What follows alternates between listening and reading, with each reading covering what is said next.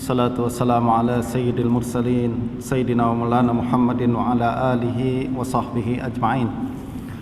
Rabbi anfa'na bima 'allamtana wa 'allimna ma yanfa'una warzuqna ilman yuqarribuna ilaika rabbal alamin. Allahumma faqihna fid din wa 'allimna ta'wil waftah 'alaina futuhal 'arifina bika ya rabbal alamin. Wala haula wala quwwata illa billahil 'aliyyil 'azim. Alhamdulillah, segala puji bagi Allah Subhanahu wa taala. Salawat dan salam pada baginda Rasulullah sallallahu alaihi wasallam, juga pada para sahabat dan tabi'in, para ulama al-amilin.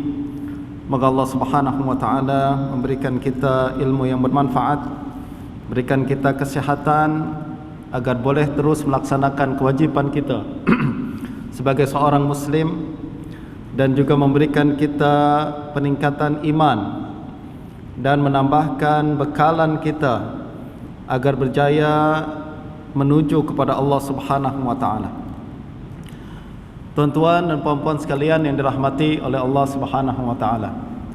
Alhamdulillah, kita berjumpa semula di dalam kuliah maghrib bulanan di masjid ini, dan insya-Allah pada perbincangan kali ini saya ingin membincangkan makna, dan saya ingin mengajak tuan-tuan dan puan-puan sekalian untuk lebih mengenali Allah Subhanahu wa taala menerusi nama-nama Allah atau Al-Asmaul Husna.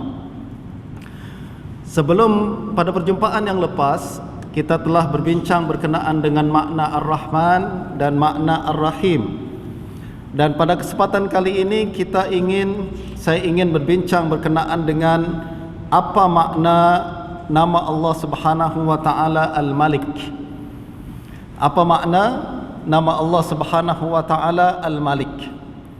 Pertama-tama tuan-tuan puan-puan sekalian, kenapa kita perlu mengenali atau memiliki pengetahuan berkenaan dengan Allah Subhanahu wa taala?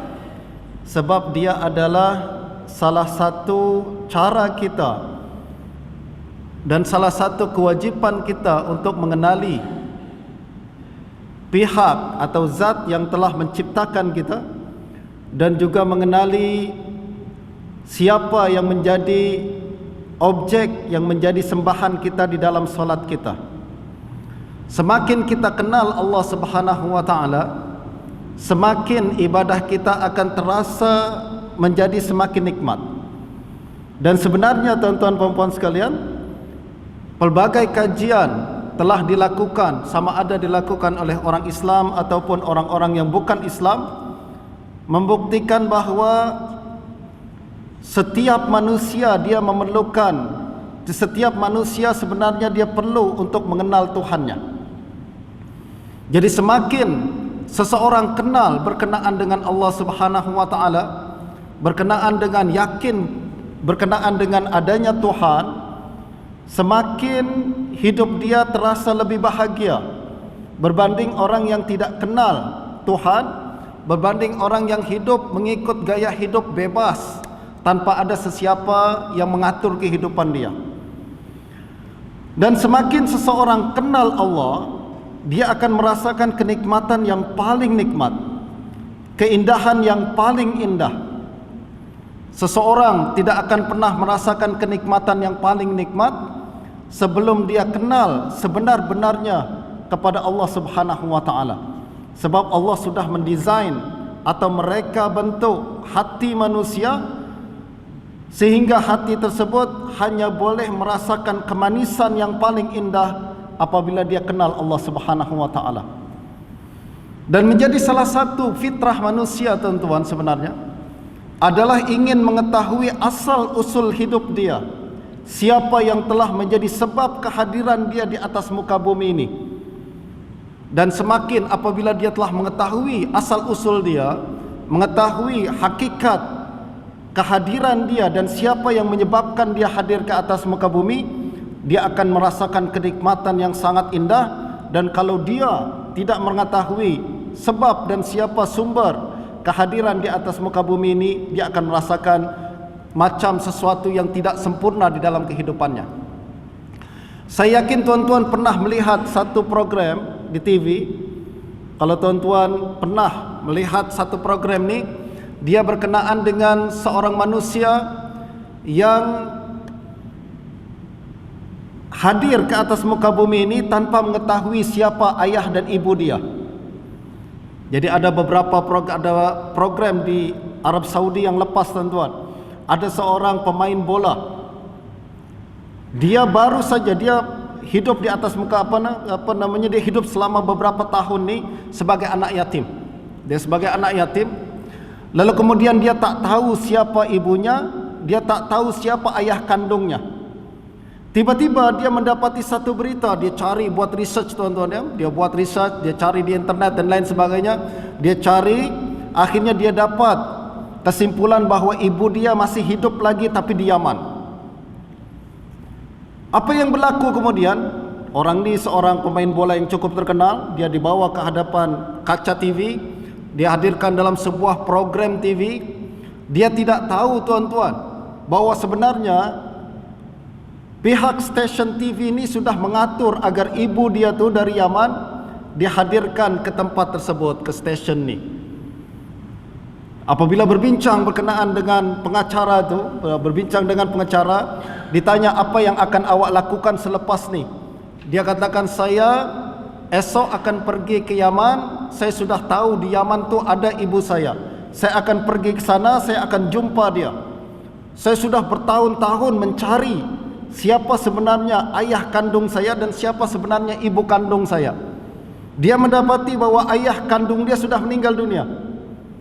Yang ada hanya ibu kandung dia saja. Dan dia sudah dapati bahawa ibu kandung dia masih hidup. Dan dia sudah dapat tahu alamat ibu kandung dia. Tapi berapa lama kemudian dihadirkan oleh pihak TV itu, ibu dia datang. Dia nampak, Masya Allah, apa yang berlaku, tuan-tuan? Dia menangis, dia peluk dan cium ibunya tersebut. Dan ini adalah fitrah manusia. Saya ingat beberapa kajian dilakukan, beberapa paper telah ditulis dalam bidang psikologi yang berbincang berkenaan dengan kenapa manusia ingin selalu mengetahui siapa ibu kandung dia. Sama ada dia orang Islam ataupun bukan Islam. Apabila dia lahir dalam keadaan yatim, apabila dia lahir dalam keadaan tidak mengetahui siapa ayah kandung dan ibu kandung dia, menjadi fitrah manusia untuk mencari siapa sebenarnya ayah dia dan siapa sebenarnya ibu kandung dia. Ini menjadi fitrah manusia. Dan apabila dia terus mencari dan belum mendapatkan jawapan berkenaan dengan hakikat sumber ataupun asal usul dia, dia akan merasakan kehidupan dia tak sempurna. Dia rasa walaupun dia punya rumah yang sangat besar, walaupun dia rasa punya harta yang sangat banyak, tapi kalau dia belum mengetahui siapa sebenarnya ayah kandung dan ibu kandung yang melahirkan dia ke atas muka bumi ini, dia rasa macam kehidupan belum sempurna lagi. Nah, justru apabila dia telah mengetahui siapa yang telah melahirkan dia, pada saat itu dia akan merasakan satu perasaan yang sangat indah. Dia akan merasakan satu kenikmatan yang sangat tinggi. Dan dia akan merasakan satu perasaan yang kita sebut sebagai kebahagiaan. Betul tak? Kita ni kebanyakan daripada kita tahu siapa ibu bapa kandung kita. Jadi kita tak rasa sangat berkenaan perkara tu. Kita rasa macam perkara ni taken for granted. Sesuatu yang sudah ada di depan mata kita. Tapi apabila orang yang dilahirkan dalam keadaan yatim, orang dilahirkan tidak mengetahui siapa ibu kandung dan bapa kandung dia, maka apabila dia tahu perkara itu, dia mengetahui siapa orang tersebut, dia akan rasakan satu perasaan yang sangat indah yang kita sebut sebagai kebahagiaan. Walaupun dia seorang laki-laki, tuan-tuan, dia akan menitiskan air mata bahagia pada saat itu. Nah, ini berlaku apabila seorang manusia kenal siapa ibu kandungnya dan siapa bapa kandungnya. Apatah lagi kalau dia mengenal siapa yang telah menciptakan dirinya, siapa yang telah menjadi penyebab asal yang paling pertama dan paling penting ke dalam kehidupannya. Justru apabila seorang kenal Allah Subhanahu wa taala dan kembali kepada Allah Subhanahu wa taala, dia akan merasakan satu kenikmatan yang sangat indah dan dia akan merasakan satu kebahagiaan yang sangat tinggi. Itu sebabnya tuan-tuan, para ulama kita selalu mengatakan, siapa orang yang telah banyak melakukan penyimpangan, banyak melakukan maksiat sekian lama, lalu kemudian dia ingin bertaubat kepada Allah Subhanahu wa taala, pada saat ada keinginan untuk kembali kepada Allah saja, dia akan rasakan satu kenikmatan yang sangat indah. Kenapa? Sebab taubat ini sangat sedap, tuan-tuan. Taubat ini adalah sangat indah. Salah satu perkara yang dirasakan oleh orang yang kembali kepada Allah dengan sebenar-benarnya adalah keindahan untuk kembali kepada Allah, keindahan untuk menemukan kembali sesuatu yang telah hilang di dalam kehidupan dia. Nah, justru selagi mana kita tidak kenal Allah Subhanahu wa taala dengan sebaik-baiknya, maka ibadah kita tidak akan terasa nikmat. Ibadah kita sekedar rutin saja. Ibadah kita sekedar melepaskan kewajiban saja. Akan tapi orang yang kenal Allah Subhanahu wa taala, maka ibadah dia lebih daripada sekedar melepaskan kewajiban. Sebaliknya, dia akan merasakan ibadah dia adalah sesuatu yang dia perlukan, bukan sesuatu yang perlu dipaksakan. Saya takut, kenapa awak melakukan salat? Sebab saya takut diazab oleh Allah Subhanahu wa taala. Akan tapi orang yang kenal Allah, dia akan merasa, kenapa awak salat? Dia akan menjawab, sebab saya cinta kepada Allah Subhanahu wa taala. Dan kenapa kita melakukan ibadah? Sebab saya perlu untuk melaksanakan ibadah. Tanpa ibadah, ibadah saya tak sempurna. Hidup saya tidak sempurna. Tanpa ibadah, saya tak akan merasakan kehidupan dan kebahagiaan yang selama ini kita cari dan kita harapkan. Nah, tuan-tuan dan puan-puan sekalian, oleh yang demikian adalah menjadi satu kewajiban bagi seorang mukmin dan seorang muslim untuk berusaha mengenal Allah Subhanahu wa taala dengan sebaik-baiknya. Dan tugasan para nabi dan para rasul yang paling besar adalah memperkenalkan Allah Subhanahu wa taala kepada manusia. Justru cara yang terbaik dan cara yang paling tepat untuk kita kenal Allah Subhanahu wa taala adalah dengan merujuk kepada hadis-hadis baginda Nabi sallallahu alaihi wasallam dan juga merujuk kepada Al-Qur'an.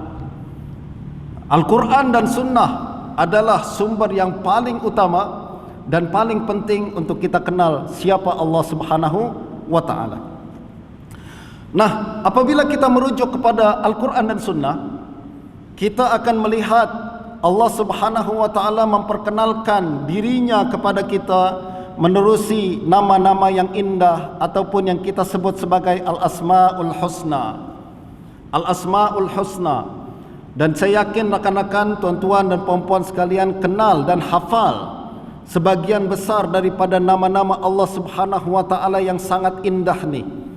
Mula daripada Huwallah Ar-Rahman Ar-Rahim Al-Malik Al-Quddus As-Salam Al-Mu'min dan seterusnya. Ini adalah nama-nama yang dikeluarkan daripada ayat-ayat suci Al-Quran dan nama-nama yang dikeluarkan daripada hadis-hadis yang sahih daripada Nabi sallallahu alaihi wasallam, dan juga telah disepakati oleh umat Islam bahawa nama-nama ini adalah nama-nama Allah Subhanahu wa taala.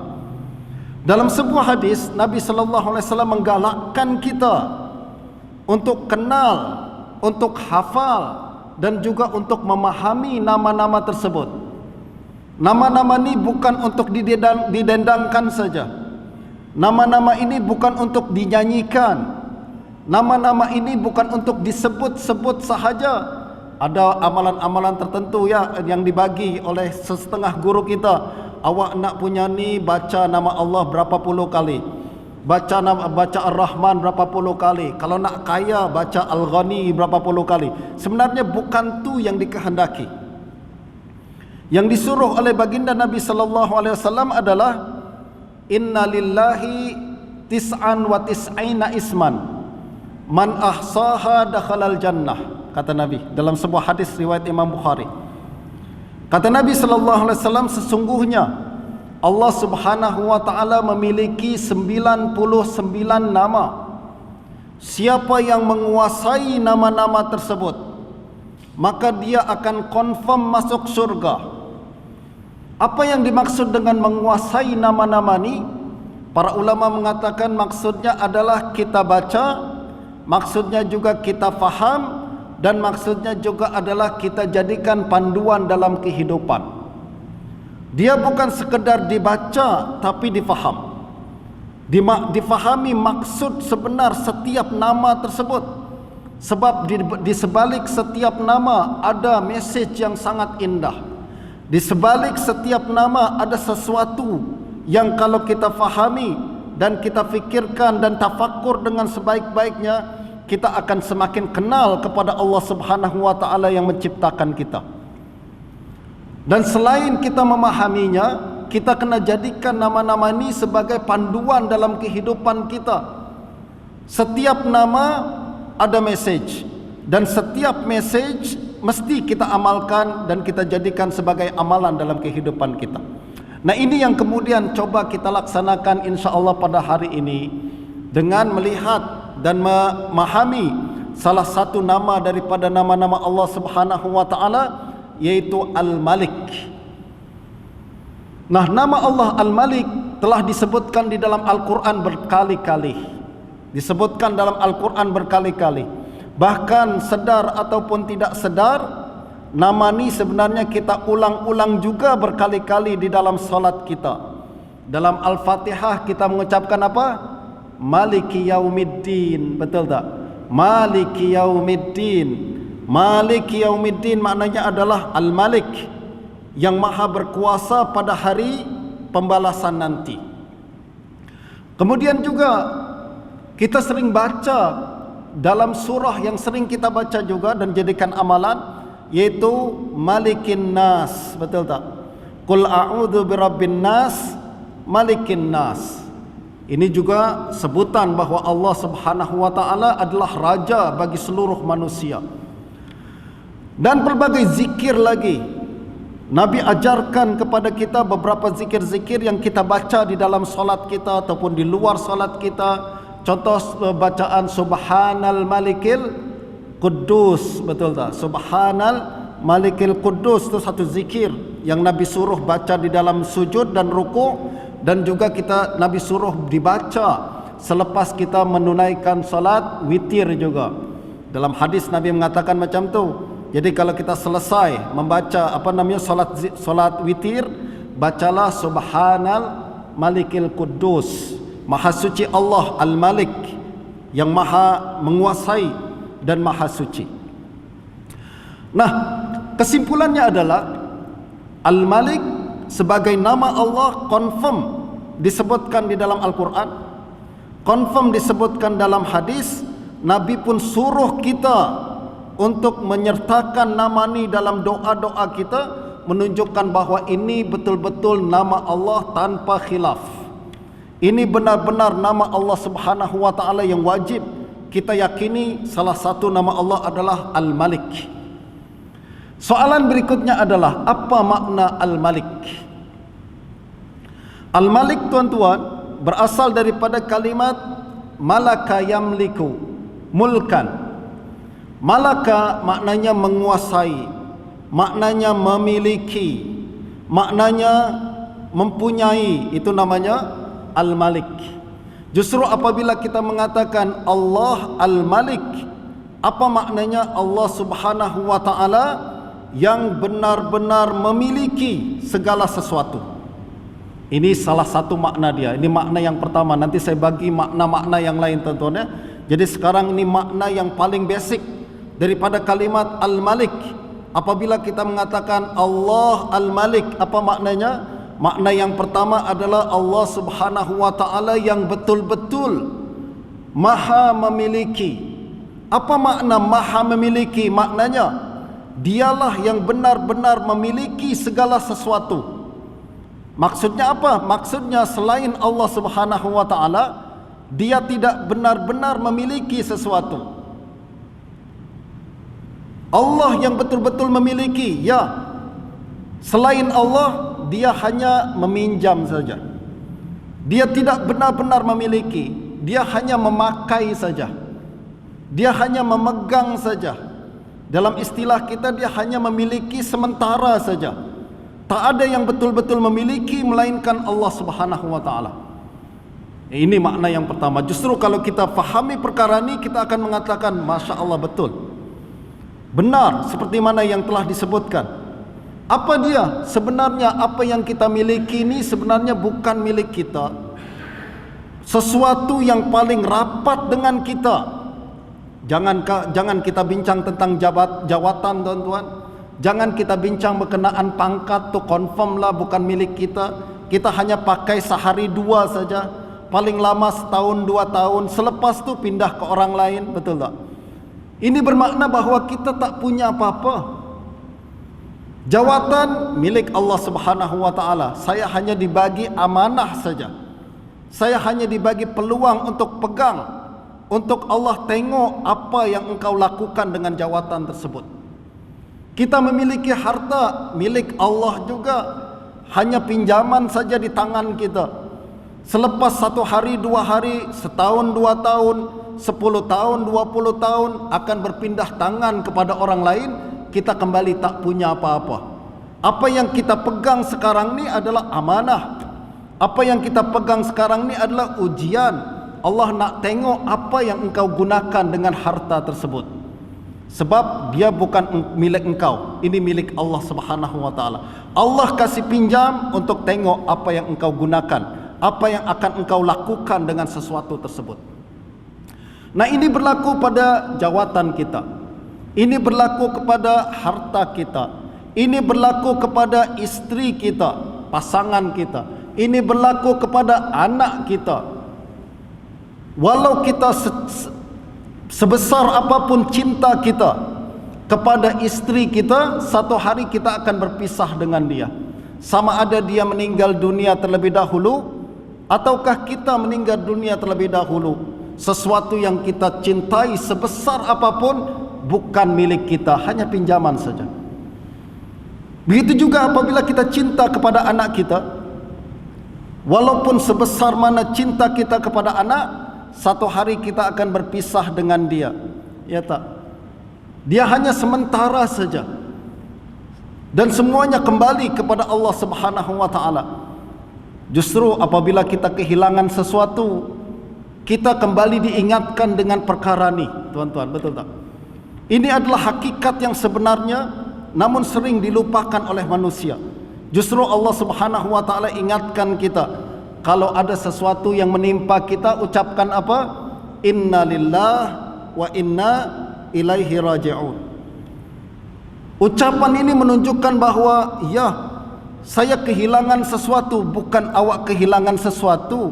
Ini dikembalikan kepada pemiliknya yang sebenar. Awak sebenarnya tak punya perkara ini pinjaman saja. Misalkan kita tertimpa musibah, anak meninggal dunia, jawapan ucapan kita adalah inna lillah. Saya ni milik Allah. Anak saya milik Allah. Saya bukan kehilangan anak sekarang ni. Saya mengembalikan pinjaman ni kepada Allah Subhanahu wa taala.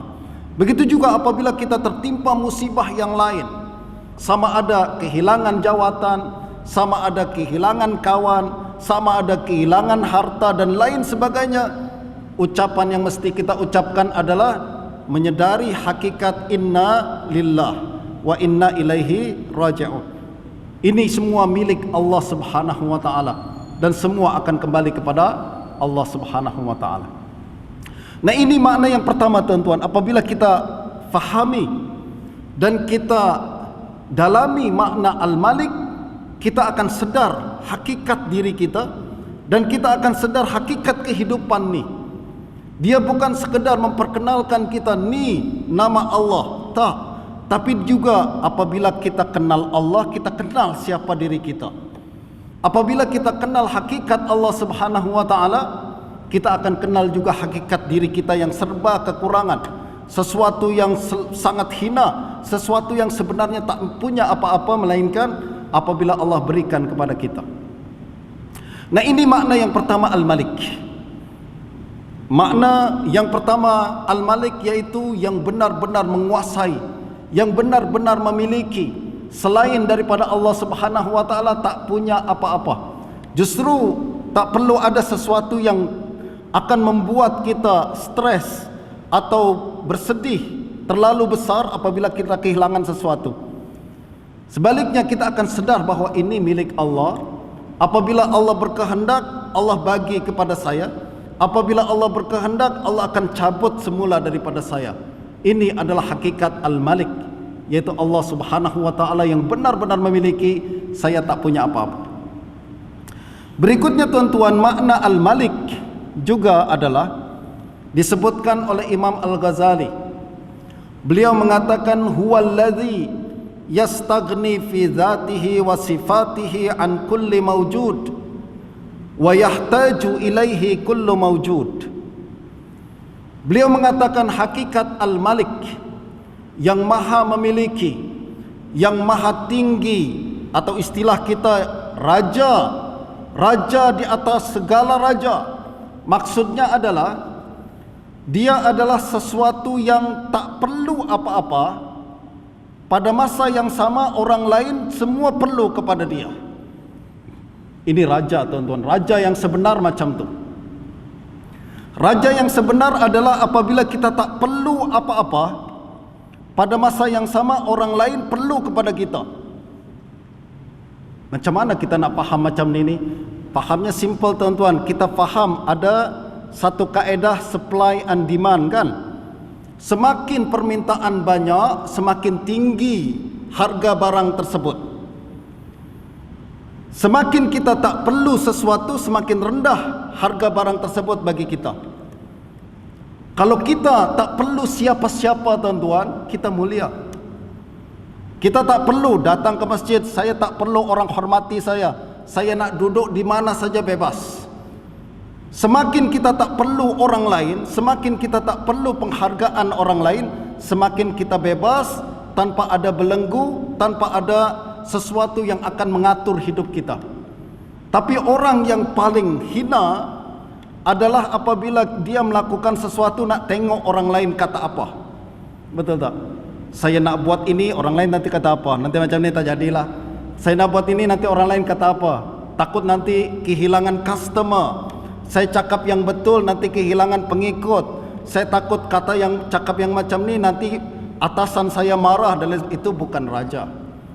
Raja adalah apabila kita tak takut apa-apa, sebaliknya orang lain takut kepada kita. Kita tak perlu apa-apa, sebaiknya orang lain memerlukan kita. Semakin kita diperlukan oleh orang lain, kita boleh mengatur mereka. Awak perlu saya, kan? Saya boleh atur. Saya nak syaratkan macam ni, macam ni, macam ni. Itu adalah raja yang sebenar, tuan-tuan. Jadi hakikat raja yang sebenar adalah apabila kita tak perlu apa-apa, pada masa yang sama orang lain perlu kepada kita. Nah, Allah Subhanahu wa taala macam tu. Allah tak memerlukan hamba manusia. Allah tak memerlukan alam ni. Bahkan kata Allah Subhanahu wa taala di dalam sebuah hadis kursi bahawa Allah Subhanahu wa taala mengatakan, saya tak perlu. Kalau seluruh manusia, misalkan sekiranya seluruh manusia, lau anna awwalakum wa akhirakum wa insakum wa jinnakum kanu ala atqa qalbi rajulin wahidin minkum ma zada dzalika fi mulki syai'a. Kata Allah Subhanahu wa taala, wahai manusia, sekiranya seluruh manusia yang ada di dunia ni, 7 bilion manusia yang ada di muka bumi ni, mereka memiliki hati macam manusia yang paling soleh, kata Allah, itu tidak menambah kerajaanku sedikit pun. Maknanya, kalau seluruh manusia pada hari ini semua orang Islam, mereka semua wali-wali Allah Subhanahu wa taala, Allah tak untung apa-apa. Bermakna semua ibadah kita ni Allah tak perlukan. Ibadah yang kita lakukan ni bukan untuk Allah, untuk engkau, untuk kita sendiri. Kalau semua nak melaksanakan ibadah orang baik-baik belaka, Allah tak untung apa-apa. Jangan bayangkan kalau kita ibadah banyak, Allah dapat duit banyak misalkan, kerajaan Allah makin bertambah besar dan luas, tak. Kata Allah, ma zada dzalika fi mulki syai'an. Sebaliknya, lau kana awwalakum wa akhirakum wa insakum wa jinnakum kanu ala afjari qalbi rajulin wahidin minkum ma naqasa zalika fi mulki syai'a. Kata Allah, wahai manusia, sekiranya seluruh manusia yang ada di atas muka bumi ini sekarang, 7 bilion manusia, semuanya adalah punya hati macam Abu Lahab, punya hati, punya amalan macam Abu Jahal. Kata Allah, kerajaanku tak kurang sedikit pun. Bermakna maksiat kita tidak menyakiti Allah Subhanahu wa taala. Maksiat kita tidak mengurangkan kehebatan Allah Subhanahu wa taala. Andai seluruh manusia sekarang kafir semua, Allah tak rugi apa-apa. Itu sebabnya apabila Allah suruh kita beramal, Allah suruh kita beribadah, itu adalah untuk manusia sendiri, untuk kita sendiri, bukan untuk Allah Subhanahu wa ta'ala. Inilah raja yang sebenar, tuan-tuan. Dia tak perlu apa-apa. Sebaliknya, engkau yang perlu Allah Subhanahu wa ta'ala. Kita yang perlu kepada Allah Subhanahu wa ta'ala. Ini makna raja yang kedua atau Al-Malik yang kedua yang disebutkan oleh Imam Al-Ghazali. Yang ketiga, ada lagi makna Al-Malik yang ketiga disebutkan oleh Imam Ibnul Qayyim. Beliau mengatakan Al-Malik huwa allazi ya'muru wa yanha. Raja adalah dia yang boleh menyuruh dan boleh melarang. Wa yusibu wa yu'aqib, dan boleh memberikan ganjaran, boleh memberikan hukuman. Wa yuhinu wa yukrim, dia boleh menghinakan orang, boleh juga memuliakan orang. Wa yu'izzu wa yudhil, dan boleh meninggikan darjat orang dan boleh menurunkan darjat seorang. Inilah raja yang sebenar. Dia punya kuasa mutlak.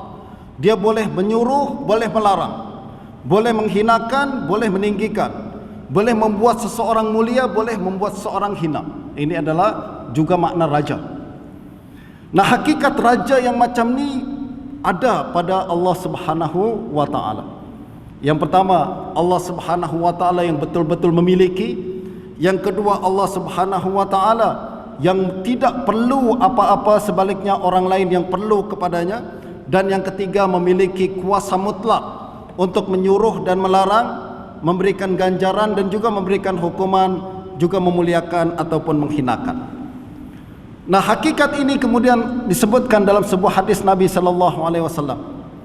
Dalam sebuah hadis riwayat Imam Bukhari dan Muslim, Rasulullah sallallahu alaihi wasallam berkata, "Yaqbidullahu ta'ala al-ardha yaumal qiyamah wa yatwi as-samaa'a bi yaminih, summa yaqulu anal malik aina mulukul ard."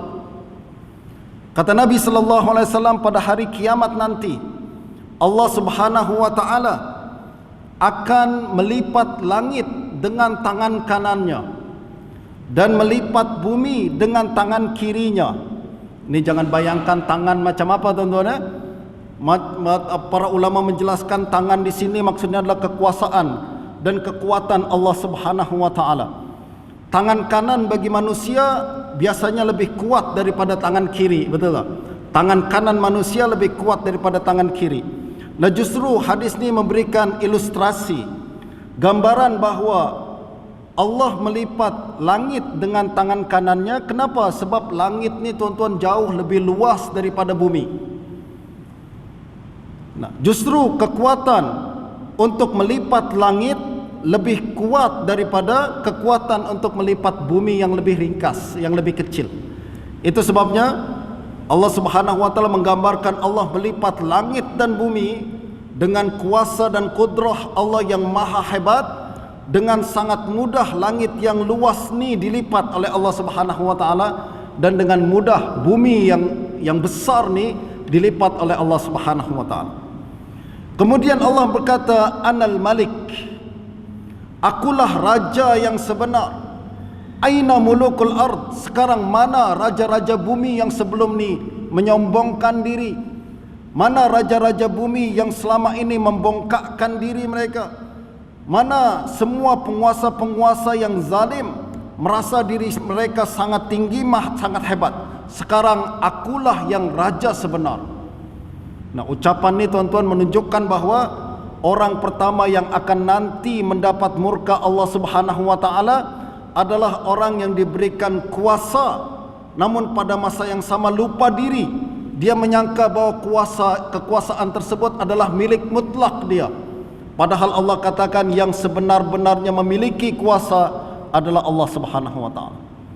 Justru pada hari kiamat nanti, selepas Allah melipat langit dan bumi, Allah pun menyeru, aku yang sebenar-benar raja. Mana raja-raja yang sombong-sombong dulu tu? Mana penguasa-penguasa yang sombong-sombong tu? Mereka kemudian yang akan dipertanyakan oleh Allah Subhanahu wa taala. Dalam perkara ini tuan-tuan, penguasa dan raja-raja ni jangan bayangkan mereka hanya orang yang berkuasa secara politik saja, tak. Tapi hadis ni berkaitan dengan setiap orang yang Allah bagi kekuasaan, sama ada kekuasaan secara umum ataupun kekuasaan secara khusus. Tapi dia sombong, tapi dia angkuh kepada orang yang berada di bawahnya. Termasuk para majikan di tempat-tempat kerja, betul tak? Mereka Allah bagi kuasa. Tapi kalau dia merasa kekuasaan ini milik dia, kemudian bongkak, sombong, zalim kepada orang di bawah, satu hari Allah akan panggil, Ana al-Malik aina mulukul ard. Akulah raja, mana yang sombong-sombong dulu ni?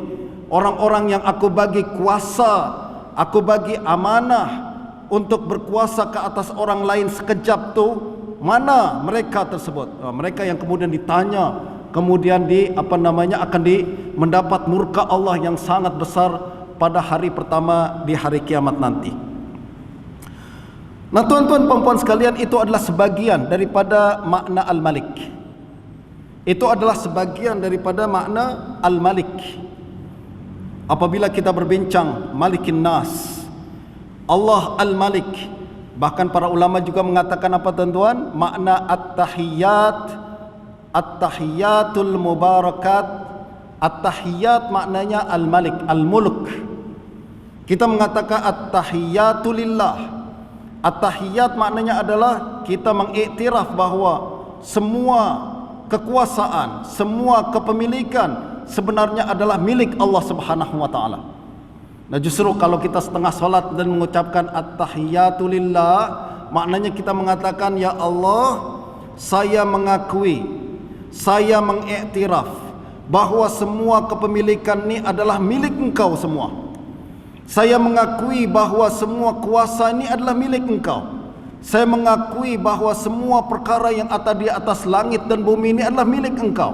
Itu adalah pengiktirafan kita tuan-tuan. Apabila kita mengucapkan perkara ini, justru kita kena hadirkan dalam hati kita, agar solat kita sekali lagi lebih berkualiti, agar solat kita lebih indah lagi, lebih cantik lagi apabila kita sedar apa yang kita ucapkan. Betul tak? Nah apabila sekali lagi kita mengucapkan At-Tahiyyatu Lillah, maknanya ya Allah, kami mengiktiraf bahawa segala sesuatu yang kami miliki di atas muka bumi ini sebenarnya adalah milik Engkau. Semuanya milik Engkau. Itu namanya At-Tahiyyatu Lillah. Kalau kita mengucapkan perkara ini dan kita ucapkan dengan penuh kesadaran, maknanya kita telah bersiap-siap sedia bahawa kita mengatakan, ya Allah, semua yang saya miliki sekarang, ya Allah, semua yang Engkau bagi sekarang, sama ada dia adalah jawatan yang sangat tinggi, sama ada rumah dan harta benda, sama ada kendaraan dan pasangan dan anak-anak dan cucu, dan segala sesuatu yang apabila saya nampak membahagiakan diri saya, yang apabila saya tengok memberikan kebahagiaan kepada saya, ya Allah, ni semua adalah milik Engkau, saya hanya pinjam saja. Jadi keindahan kita mengucapkan ucapan ni tuan-tuan. Itu sebabnya solat tuan-tuan, dia adalah sesuatu yang sangat Allah sukai, amalan yang paling Allah sukai. Kenapa? Sebab setiap ucapan di dalam solat sebenarnya mengandungi makna yang sangat indah, yang menunjukkan kehambaan kita sebagai hamba dan juga pengiktirafan kita kepada Allah sebagai Tuhan. Jadi indah solat kita kalau kita kenal apa yang kita ucapkan, dan indah solat kita kalau kita kenal siapa pihak yang kita ajak bicara di dalam solat kita. Nah, apabila kita kenal Allah Subhanahu wa taala sebagai Al-Malik, apa kesan dia di dalam kehidupan? Itu kan kesan kita, apa kesan dia dalam kehidupan kita? Yang pertama tadi, kalau kita mengiktiraf Allah sebagai Al-Malik, kita kena sedar bahwa kita hanya peminjam saja. Kita hanya pemegang amanah saja. Kalau Allah bagi, kita bersyukur. Kalau Allah cabut, kita bersabar. Dan kita mengiktiraf bahwa ini memang kehendak Allah Subhanahu wa taala. Tak ada hasad dengki, tak ada dendam, tak ada marah. Kebanyakan orang, tuan-tuan, ramai orang yang ketika berkuasa, lalu kekuasaan dia berpindah kepada orang lain, dengki sungguh kepada orang tu. Mati-mati dia benci kepada orang tu. Ini bukan berlaku kepada dalam bidang politik saja, berlaku dalam bidang perniagaan juga, betul tak? Dulu perniagaan kita laju, maju, akan tapi pada masa yang sama kemudian beralih keadaan kepada pesaing kita yang lebih laju daripada kita. Apa yang berlaku? Kita benci sama dia. Hasad dengki hadir dalam hati kita.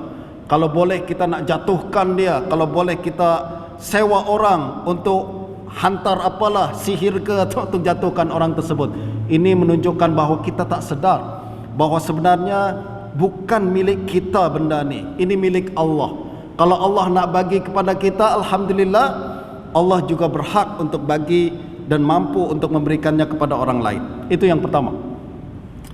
Yang kedua, apabila kita mengatakan bahawa Al-Malik maknanya adalah tak perlu sesiapa, pada masa yang sama orang lain yang perlu kepada kita, sebagaimana tafsiran Imam Al-Ghazali, maka beliau mengatakan Al-Maliku minal ibad huwa alladhi la yamliku illallah. Seorang hamba yang memiliki sifat Al-Malik, seorang hamba yang menyedari makna Al-Malik, kata Imam Al-Ghazali, maka la yamliku illallah. Dia akan sedar bahawa dia hanya memiliki Allah saja. Maknanya dia akan bergantung hanya kepada Allah Subhanahu wa taala. Kalau kita sedar Allah Al-Malik yang memiliki segala sesuatu, kita tak akan bergantung kepada manusia. Kenapa? Manusia hanya pinjam, Allah yang punya. Kenapa kita bergantung kepada peminjam, tidak bergantung kepada pemilik yang sebenar? Justru orang yang sedar bahawa Allah Al-Malik, tawakal dia hanya kepada Allah Subhanahu wa taala. Dia tidak akan menjilat manusia untuk mendapatkan sesuatu. Dia tidak akan merayu kepada manusia untuk mendapatkan sesuatu. Dia tidak akan bergantung kepada manusia untuk mendapatkan sesuatu. Sebaliknya, dia hanya bergantung kepada Allah, dia hanya berharap kepada Allah, dia hanya meminta kepada Allah Subhanahu wa taala. Kenapa? Sebab Allah yang miliki, yang lain tak punya. Nah, perkara ini tuan-tuan disebutkan oleh Nabi sallallahu alaihi wasallam dalam sebuah hadis daripada Ibn Abbas radhiyallahu anhu. Baginda berkata kepada Sayyidina Abdullah bin Abbas, "Wa idza sa'alta fas'alillah wa idza sta'anta fasta'in billah." Ini pesanan Nabi kepada Ibn Abbas. Untuk makluman tuan-tuan, Ibn Abbas ni apabila bersama baginda Nabi, usia dia baru 12 atau 13 tahun. Mungkin kurang daripada tu. Masih budak-budak lagi. Kita boleh bayangkan apabila Nabi bersama Ibn Abbas, Nabi pernah ajak Ibn Abbas duduk bersama Nabi, membonceng di atas unta baginda Nabi sallallahu alaihi wasallam. Macam kita tengah duduk di atas kereta dengan anak kita yang umur 11-12 tahun ni. Biasanya seorang ayah, tuan-tuan, macam kita umur 40 ke atas, sembang dengan budak usia belasan tahun. Apa topik perbincangan kita? Nah, Nabi SAW umur 60 tahun, berbincang dengan budak remaja usia 11-12 tahun. Nabi bincang kepada Ibn Abbas. Nabi katakan, "Wahai Ibn Abbas, wahai anak remaja, saya nak pesan sesuatu." Apa pesan dia? "Iza sa'alta fas'alillah." Awak nanti akan hidup dewasa. Awak nanti akan jadi orang satu hari nanti, orang besar. Awak akan menghadapi pelbagai cabaran dalam kehidupan. saya nak pesan satu perkara. Apa dia? Kalau nak minta sesuatu, mintalah kepada Allah. Kalau awak nak minta pertolongan, mintalah kepada Allah. Hebat tak pesanan baginda Nabi, tuan-tuan, kepada budak remaja? Pesanan Nabi kepada budak remaja adalah, awak nanti satu hari akan jadi orang besar, akan menghadapi banyak masalah, akan menghadapi pancaroba dan cabaran dalam kehidupan. Ingat satu perkara, nak minta sesuatu, minta hanya kepada Allah. Kenapa? Kalau kita minta kepada Allah, kita akan mulia. Minta kepada manusia, awak akan hina. Minta kepada manusia, ada harga dia. Paling kurang pun adalah air muka kita. Betul tak? Tapi minta kepada Allah, kita akan mulia. Minta kepada Allah Subhanahu wa taala, kita tunduk dan sujud. Kita menangis berdoa, tidak membuat kita hina. Sebaliknya, permintaan tersebut akan meninggikan darjat kita. Ini pesanan baginda Nabi kepada remaja, tuan-tuan. Masya Allah. Jadikan pesanan ini juga kepada anak-anak kita. Mereka satu hari nanti confirm akan menghadapi banyak masalah. Manusia tak ada hidup yang senang selalu. Satu hari mereka akan berhadapan dengan situasi-situasi di mana kalau mereka tak punya pegangan yang tepat, mereka akan menjadi mukmin yang hina. Kita ajarkan awal-awal, kalau tak nak dihina manusia, minta hanya kepada raja manusia. Jangan minta kepada manusia. Kenapa? Sebab minta kepada manusia akan membuat kita hina, minta kepada Allah akan membuat kita mulia. Nah, ada sebuah kisah, ada masa sikit lagi. Ada seorang ulama, tuan-tuan, bernama Abdul Wahab bin Ali Asy'arani. Dia seorang ulama abad ke-10 Hijrah di Mesir. Dia seorang ulama yang sangat saleh, sangat zuhud, dan pada masa yang sama beliau juga sangat berpengaruh di Mesir. Pada masa itu Mesir berada dalam kekuasaan Turki Utsmani. Pada abad 10 Turki Utsmani yang menguasai Timur Tengah ni. Nah, oleh kerana Abdul Wahab Asy'arani ni orang besar, orang ulama yang terkenal, tuan-tuan, seringkali orang-orang besar daripada kerajaan, azan dulu ke, tuan-tuan? Mana tuan? Azan dulu, Haji. Okey. Lagi tengah cerita ni lah, berhenti.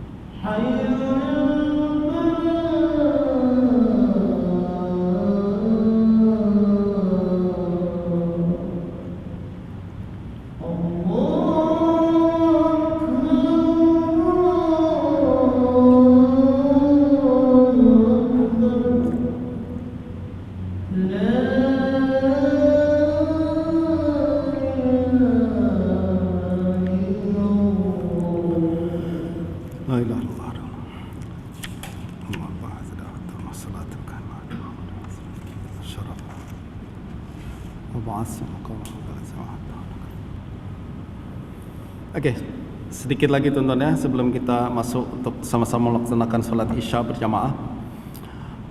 Pada satu hari seorang wazir ni adalah istilah kita menteri, datang ke rumah Syekh Imam Abdul Wahab bin Ali Asy'arani.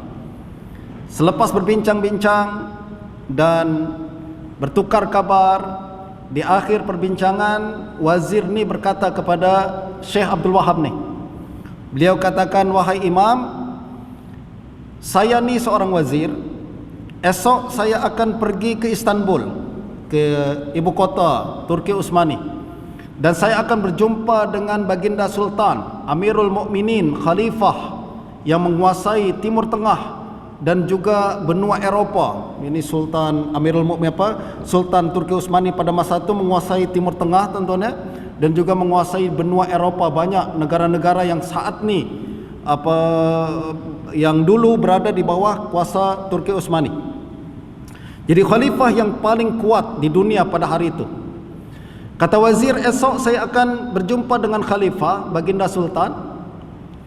Justru kalau tuan imam ada apa-apa nak pesankan sesuatu kepada khalifah, bagi tahu saya.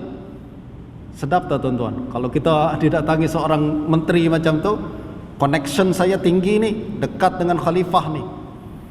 Kalau tuan imam ada apa-apa hajat, bagi tahu saya akan maklumkan kepada khalifah, confirm khalifah akan kabulkan permintaan tuan imam. Ini bahasa kita lah, bahasa wazir pada hari itu. Apa kata Syekh Abdul Wahab Asy'arani tuan-tuan? Dia senyum saja, lalu dia berkata kepada tuan wazir, wahai tuan wazir, terima kasihlah atas tawaran tersebut. Akan tetapi alhamdulillah saya ni tak ada apa-apa hajat kepada khalifah.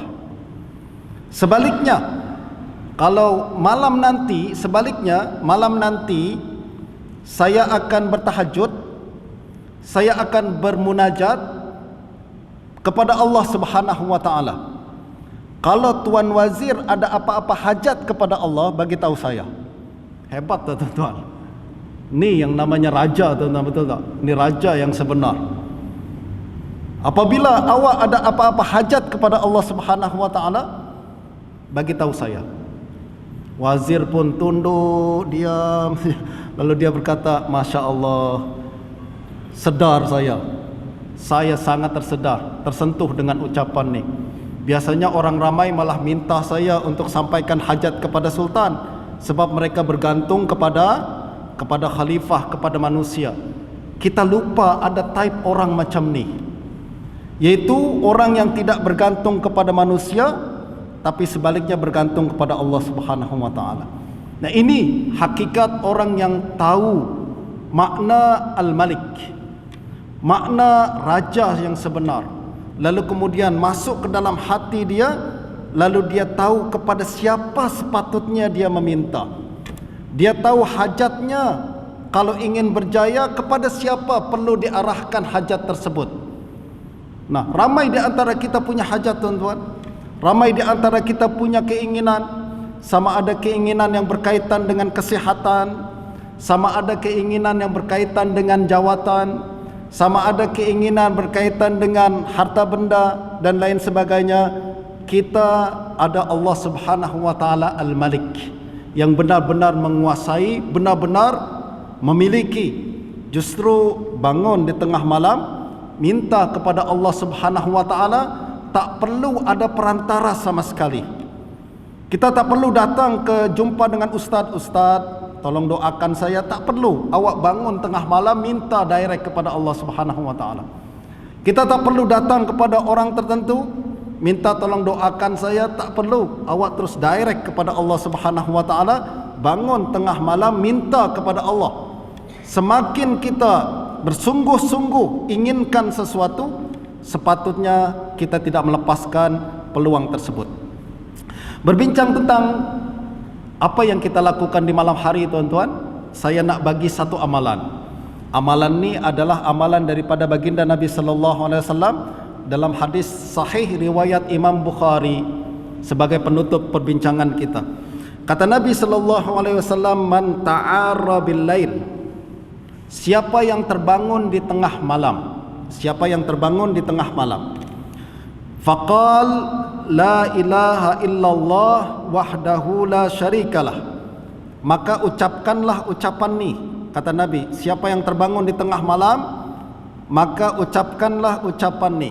Ucapan dia berkaitan dengan sifat Al-Malik tadi. Apa dia? La ilaha illallah wahdahu la syarikalah lahul mulk walahul hamd wa huwa ala kulli syai'in qadir. Kan berkaitan dengan sifat Al-Mulk, sifat Al-Malik Allah Subhanahu wa taala.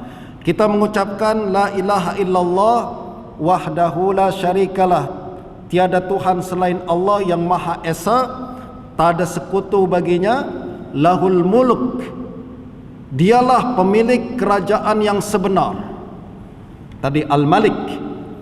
Walahul hamd, dia juga memiliki sifat-sifat yang terpuji. Apa maksudnya itu tuan-tuan? Al-Mulk wal hamd. Allah punya kekuasaan yang sebenar, pada masa yang sama Allah juga Maha terpuji.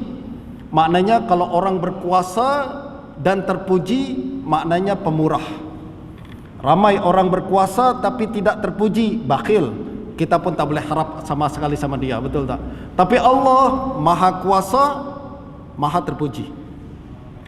Wa huwa ala kulli syai'in qadir, dan dia pun Maha berkuasa atas segala sesuatu. Alhamdulillah wa subhanallah wa la ilaha illallah wallahu akbar wa la haula wa la quwwata illa billah. Ini bacaan dia tuan-tuan ya, kalau kita terbangun di tengah malam nanti. La ilaha illallah wahdahu la syarikalah lahul mulk wa lahul hamd wa huwa ala kulli syai'in qadir.